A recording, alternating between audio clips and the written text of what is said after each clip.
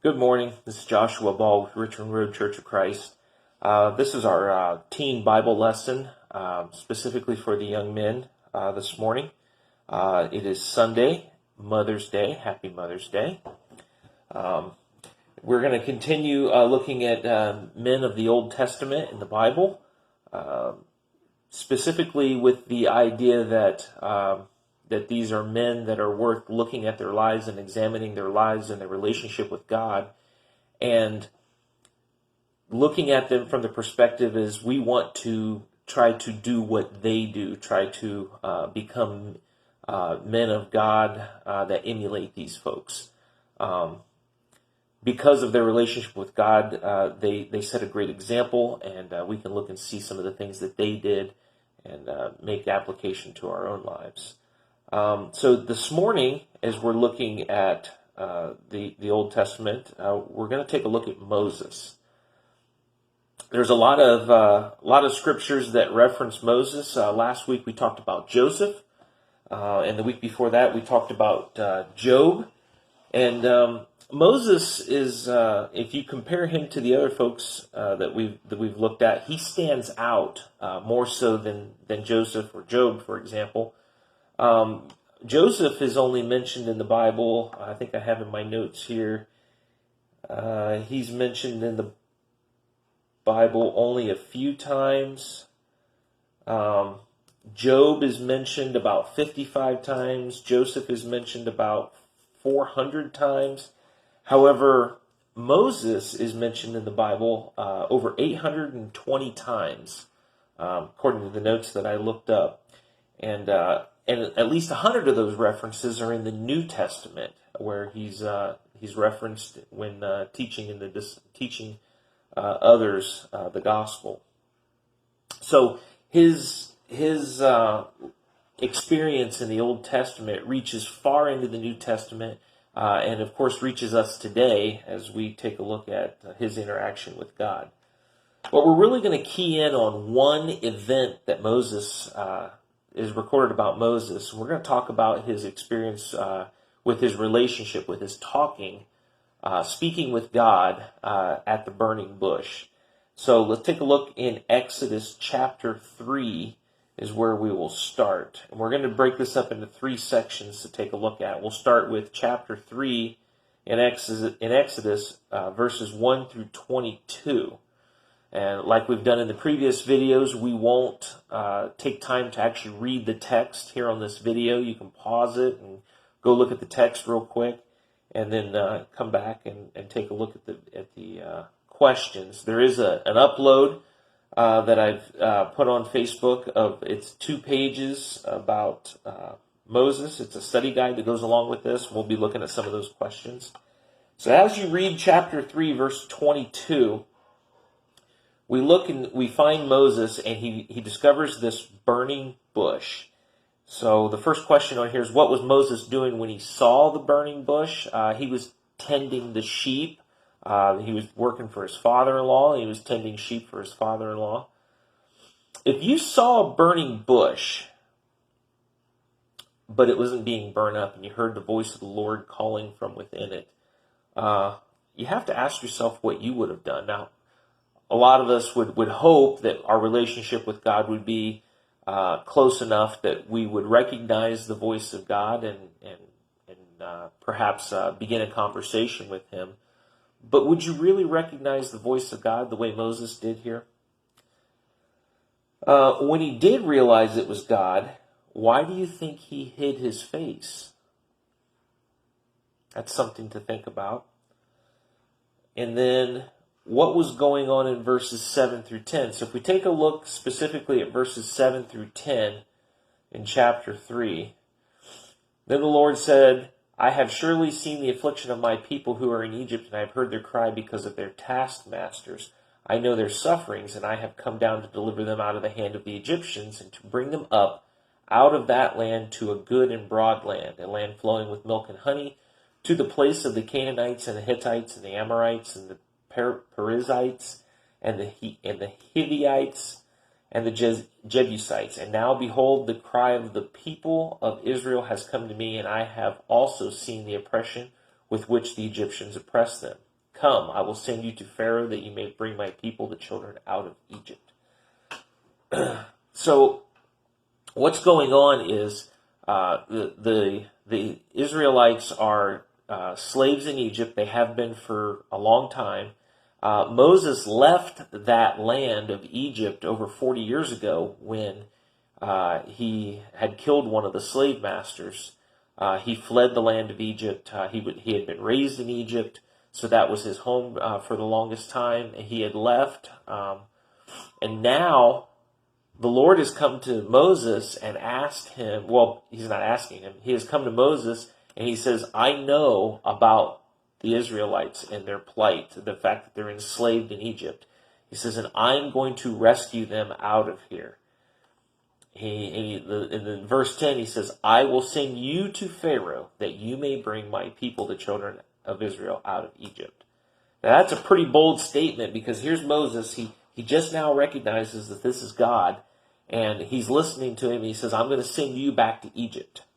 Now, Moses left Egypt 40 years ago for a reason. He had killed one of the slave masters, and his life was in danger if he went back to Egypt. So I'm sure he's not real thrilled with the idea of going back there. However, God was asking him or telling him he's going to go back. And you look at the question number 5 in that first section, Moses does not express very happy attitude or willingness to go back. Look at his response in the very next verse, and this is verse 11. But Moses said to God, who am I that I should go to Pharaoh and bring the children of Israel out of Egypt? So his instant response is to resist God. And a lot of times I think that that's our response as well, is when God asks us to do something or tells us to do something, is instantly we respond with the idea of some type of resistance. We come up with an excuse, a reason why we can't do what we're being asked to do. And I'm guilty of that just as much as anyone else. What's interesting to me about this passage is you have to look at it from the perspective that, one, Moses knew who God was. He recognized God, and he's having a one-on-one conversation with God. Now, I did say that he hid his face from God. I think that's out of fear. That's usually why we would hide something. So he feared the Lord. He had the fear of the Lord in him, but his relationship with God was one that was, he was able to recognize God when God came to him to talk to him, and he felt that his relationship was close enough with God that he could speak to him. And they were holding this back and forth conversation. As a matter of fact, as we'll find out as we go further into this chapter, he actually argues with God a little bit, which I would have to think that's, you have to be pretty comfortable with someone to have a conversation and end up resisting to the point where you're arguing. So what does that say about Moses? What does that tell us about Moses? Well, it tells us that he had a strong relationship with God, that he trusted God, and I have to think that didn't come all of a sudden in chapter 3. You know, we read about Moses earlier in Exodus about his time he spent in Egypt. He was raised in Egypt. And you have to remember, the Egyptians didn't worship God. They had their list of false gods that they would worship and devote themselves to.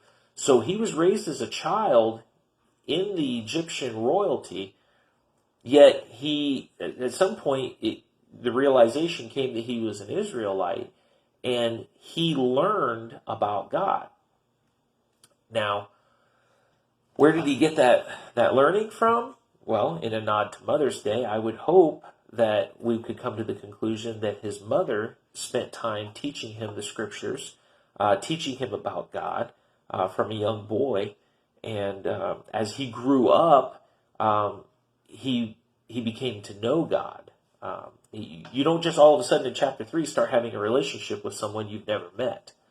So I'm pretty confident in saying that Moses had a relationship with God for a long time, which is one of the reasons why he was comfortable speaking with God and being able to have that discussion with him. So let's move on to the sixth question. What is God planning to do for his people? Well, we already saw that he said he was going to send Moses to rescue them, send him to Pharaoh to bring his people out of Egypt. If you look on down to verse 17, he says, "And I promise that I will bring you up out of the affliction of Egypt to the land of the Canaanites, the Hittites, the Amorites, the Perizzites, and the Hiveites, and the Jebusites, a land flowing with milk and honey." So not only is he asking or telling Moses to rescue his people out of Egypt, he's saying, I'm going to bring you to a great land. I'm going to bring you to a land and I'm going to bless you. So he's not just telling Moses part of the plan. He's laying the whole plan out in front of Moses. So that to basically explain to Moses what he's going to do so that there's no question. And then verse 7 and 8, questions 7 and 8 kind of go together. Did God anticipate Pharaoh's cooperation? No.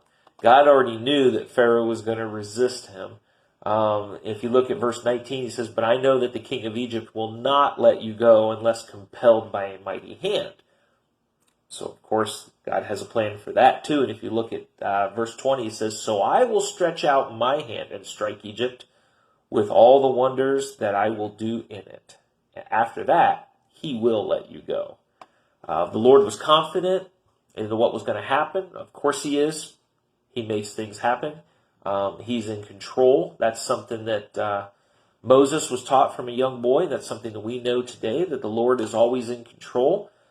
He doesn't always reveal his plan to us like he did Moses here. But again, that comes from Moses having that relationship with God. And if we want to become a Christian man that has a deep relationship with God, we can look at Moses and say, well, how did Moses do that?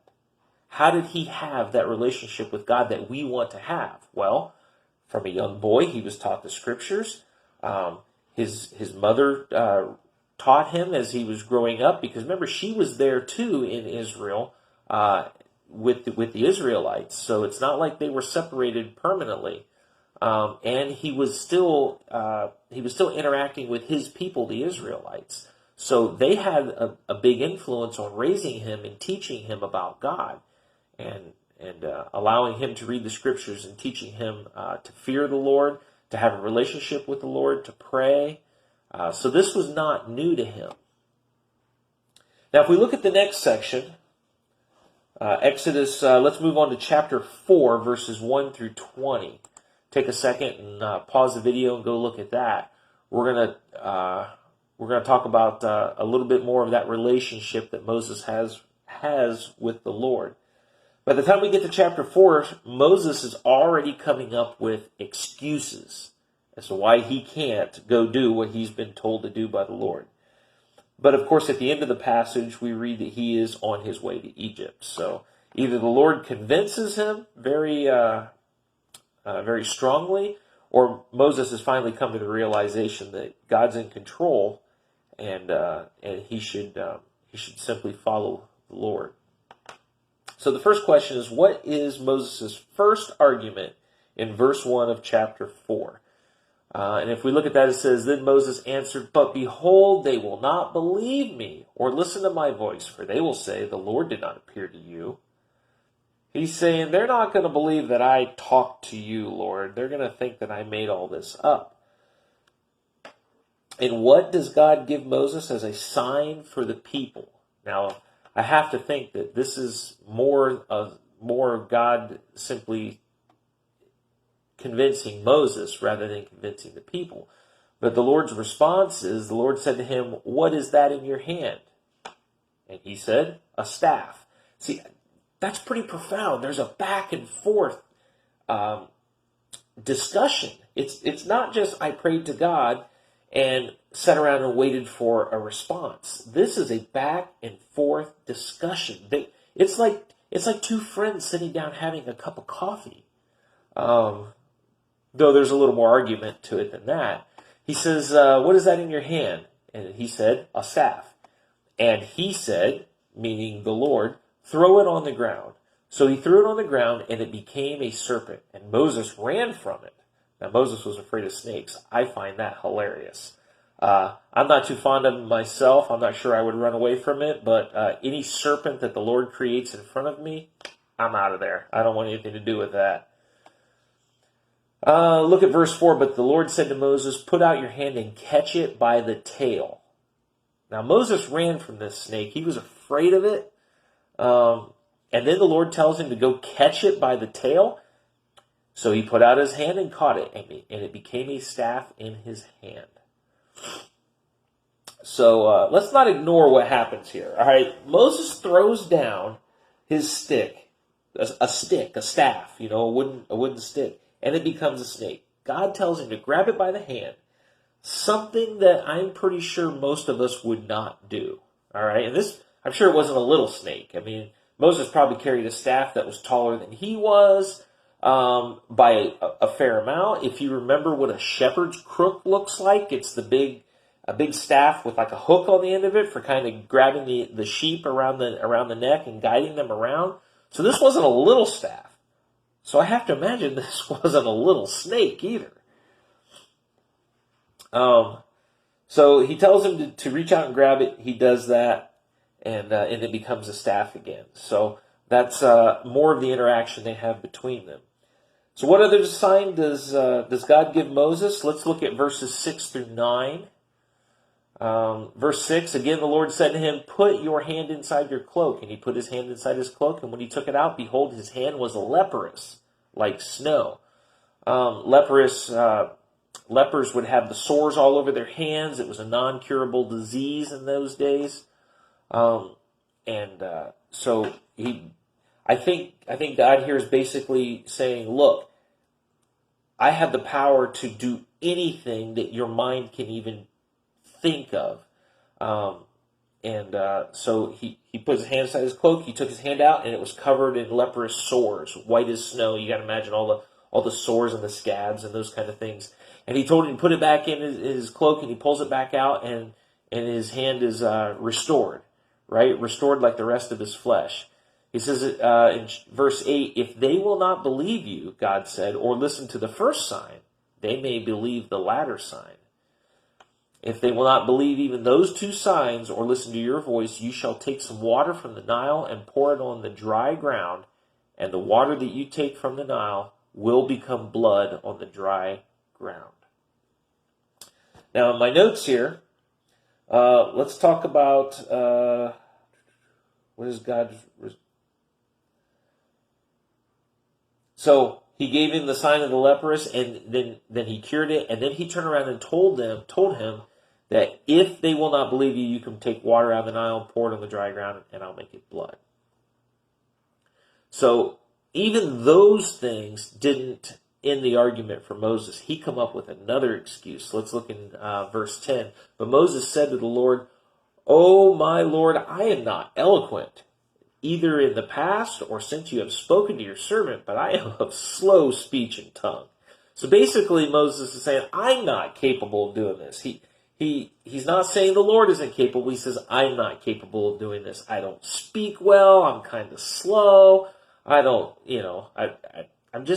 I'm not the guy. I'm not the guy you're looking for, right? And of course, the Lord has an answer for that as well. If you look in verse 11, it says, then the Lord said to him, who has made man's mouth?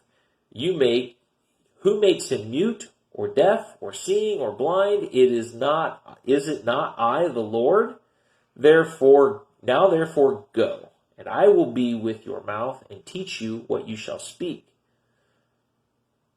So, the Lord's basically telling him, look, I'm in control here, not you. It doesn't matter what you say. It doesn't matter what you do, what you speak. I'm going to be with you. I'm going to teach you. I'm going to be the one in control. And Moses still argues with the Lord. I find this amazing that he has that deep relationship that he can continue to argue and not just accept what the Lord is telling him. But then I turn that around and say, how come I argue with the Lord every time I have a conversation and I know what needs to be done or what needs to happen, and I still argue with that idea? I still resist. In verse 13, he says, but he said, oh my Lord, please send someone else. Moses is out of arguments, and he simply begs God to send someone else. And then the very next verse, in verse 14 of chapter 4, he says, then the anger of the Lord was kindled against Moses. Now there is a scary statement. The anger of the Lord was kindled. We read many passages in the Bible where the anger of the Lord was kindled. And that usually ends badly for the person whom is on the other end of the Lord's anger. In our classes that we had in the Outreach Center, we come up with a term for that. When the anger of the Lord was kindled, it usually is somebody got smoted. And I'm sure Moses is not unfamiliar with the idea of being smote by the Lord. He's been taught to fear the Lord. He understands the scriptures. His upbringing has taught him such that he knew who God was and what God was capable of doing. So, the Lord says to him, is there not Aaron, your brother, the Levite? I know that he can speak well. Behold, he is coming out to meet you, and when he sees you, he will be glad in his heart.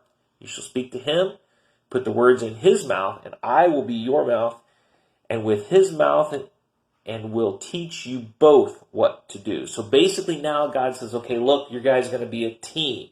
I'm going to put you together. He does speak well. I've taken care of all of your excuses. You have no other option than to do what I've told you to do.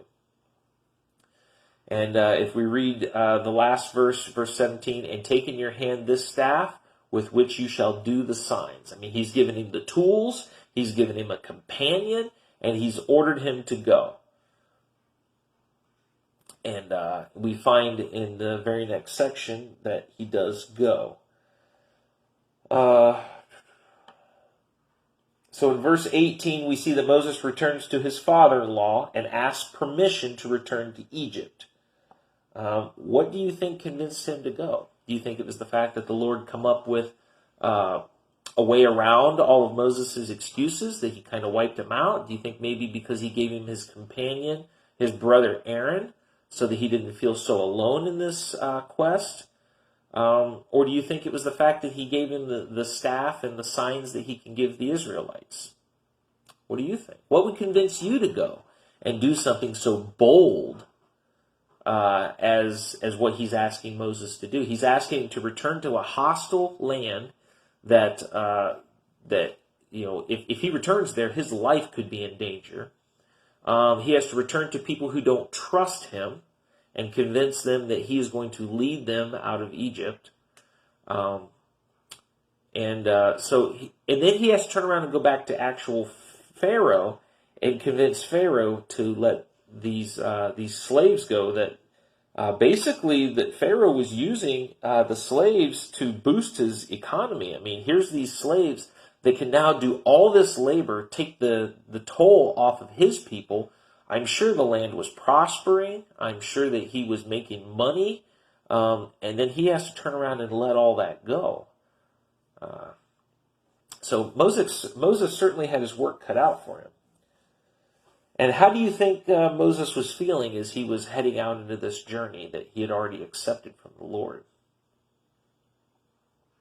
So let's look at Exodus chapter 4. Let's go down to verse 20. So Moses took his wife and his sons and had them ride on a donkey and went back to the land of Egypt. And Moses took the staff of God in his hand. Now, Moses is now going on this mission that God gave him. But it's not a mission where he's worried about himself and his own life. Now his wife is involved and his sons. There is there's more people involved than in the original discussion with God. As you're thinking, oh, Moses is scared. He's afraid for his life. He's got to go back in this other land. Well, now his wife and his children are going as well. I'm sure he's afraid for their lives as well. So this is a big deal now for Moses. This is probably the largest single event going on in Moses' life. Is this interaction with God, this discussion, this one-on-one discussion, and then to have his family involved in such a way that they're in danger as well. It certainly shows that he had a lot of trust in the Lord. One, in having the conversation with him, and two, accepting that the Lord is in control, and to take his entire family and put them in harm's way or put them in this situation. He's basically setting his whole family in the hands of God, putting them in the hands of God, and saying, okay, you've given me the tools, you've ordered me to go. I trust you with my family. I trust you with my own life. There's an example right there that we can look at and say, wow, if I want to be that guy, I want to be like Moses. I want to be like him when I'm his age. We have to look at that example and say he trusted God. It took him some time to come around to that, and I'm sure it does for us as well. But he trusted God with his own family, with his own life. He left nothing behind. He took all of it with him on this mission for God. Let's take a look. So we see that Moses goes from being a sheep herder, where he's tending the sheep, to now he is a messenger of God. He's leaving his home that he has had for nearly 40 years. It's been 40 years since he left Egypt. He's been working for Jethro, his father-in-law, to return to a land where his people are held captive by a powerful government. The Egyptian dynasty was going on. They were very powerful. And he was guaranteed to be opposed. I mean, Pharaoh wasn't just going to let these people go. His life was in danger. His family's life was in danger. This is a pretty amazing thing. And then he goes. We know that he is resisted. And here come the plagues, right? There are promises from Pharaoh that are broken. Pharaoh keeps saying that he will let him go. He doesn't let him go. Finally, after God judges Egypt by wiping out all of the firstborn sons. Okay, if you go back and read about the plagues, and I'll let you guys go and do that separately because that's not part of our discussion here. God wipes out all of the firstborn in the final plague. Moses is allowed to lead his people, which most estimates, according to what little research I've done, most estimates are nearly 2 million people. That's a lot. He's allowed to lead them out of the land. And even as Pharaoh and his army was pursuing them, Pharaoh decides that he doesn't want to let them go. He starts chasing them. They come to the Red Sea, and the Israelites are spared from the slaughter that was sure to happen when Moses was standing at the Red Sea and the Lord parted the sea for them. We all know that familiar story. All of this happened. The Exodus, the plagues, the parting of the Red Sea, all of this happened because Moses was willing to approach the burning bush and listen to the voice of God. He was willing to believe the Lord in a face-to-face meeting with the God of the universe. And he was willing to do what the Lord told him to do. Now, I've had a lot of prayer time with the Lord. I've never really experienced a face-to-face conversation with him. I can imagine how terrifying that would be, to have the fear of the Lord instilled upon you in a face-to-face conversation. And yet Moses stands there. Well, first of all, let's remember he hid his face from the Lord. All right, he did have fear of the Lord. He was ordered to take off his shoes. He knew, he was told this is holy ground. his relationship with the Lord was such that he believed that the Lord had trusted him. Now, the fact that he argued with him and had all these excuses, I am no better, and I can't imagine any of us would be. We would resist a big change in our lives. But ultimately, through the conversation, Moses was willing to do what he was told. He was given the tools. He was given the plan. It was all laid out ahead of him.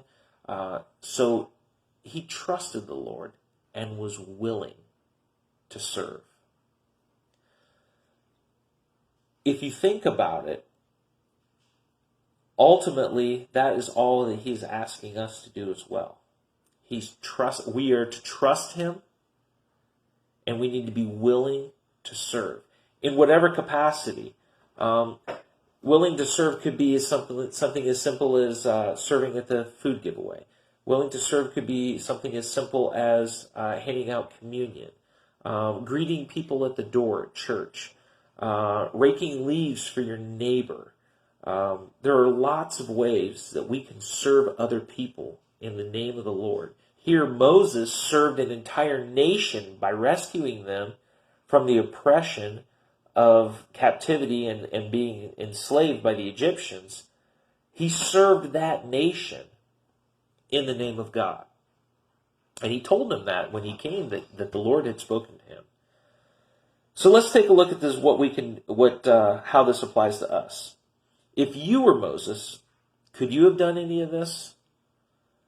Moses was certainly a greater man than I, greater man than most of us. But if we want to be that guy, if we want to be like Moses and have a deep relationship with God, then we need